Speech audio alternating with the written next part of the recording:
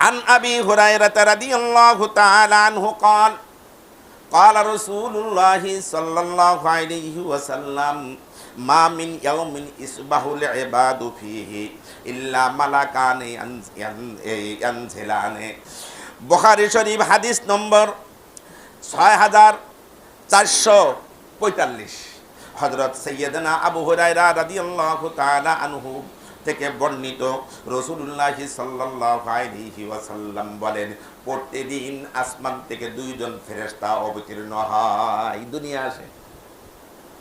কোন হাদিস থেকে বললাম? হাদিসের কিতাব বুখারী শরীফ 6445 হাদিস নম্বর 6400। ভালো করে শুনবেন। আবু হুরায়রা বলেন রাসূলুল্লাহ সাল্লাল্লাহু আলাইহি ওয়াসাল্লাম বলেছেন প্রতিদিন আসমান থেকে দুইজন করে ফেরেশতা আসে, পৃথিবীতে আসে।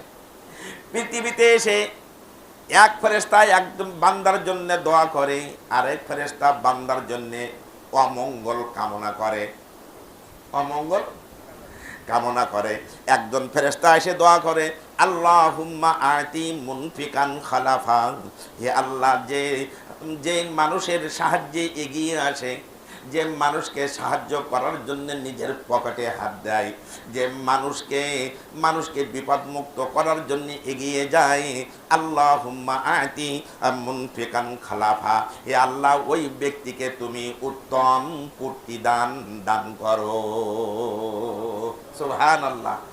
ও কয়টা পয়সা দিয়েছে, কয়টা টাকা আল্লাহ তোমার রাস্তায় দান করেছে তোমার বান্দার সাহায্য করার জন্য, সুতরাং তুমি তাকে উত্তম বদলা দাও। উত্তম কি দাও? আর ফেরেশতা বলে আল্লাহুম্মা আতি মুমসিকান তালাফা, হে আল্লাহ যে হাত মোটা করে রেখেছে, দান করে নাই, বান্দার সাহায্যে এগিয়ে আসে নাই, বান্দার মুসিবত দূর করার জন্যে সামনে অগ্রসর হয় নাই, হে আল্লাহ ওই ব্যক্তিকে তুমি ক্ষতিগ্রস্ত করো, ওই ব্যক্তি দুনিয়াতে ক্ষতিগ্রস্ত করো, কিয়ামতের মাঠেও তুমি তার আমলটা বরবাদ করে দিও। আল্লাহুম্মা আতি মুমসিকান তালাফা।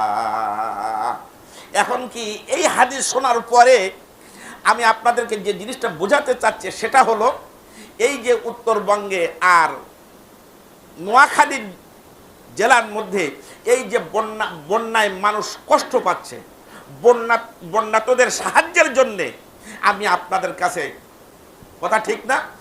এই জন্য আমরা ওলামা পরিষদ, সামনগরের সাতক্ষীরা একটা ওলামা পরিষদ আছে, এখানে আমরা সব জায়গায় থেকে যে যা পারছে আমরা এটা নিয়ে এক জায়গায় করে যদি সম্ভব হয় আমরা ওখানে যাব।